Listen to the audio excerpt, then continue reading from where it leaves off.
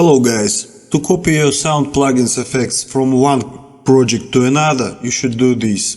Go to Fairlight, here. Here you should add some plugin you want. You can add more.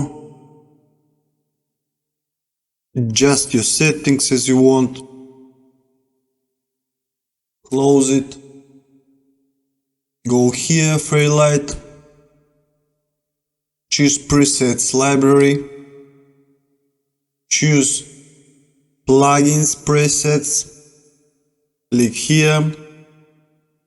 Click save new. Name it. And this is it. Now you can open any other project. For example, I will delete all these plugins. To load your preset, again go here, Fairlight, presets library. Choose your presets. Click here and click apply. And as you see, your plugins from previous project are here. This is it.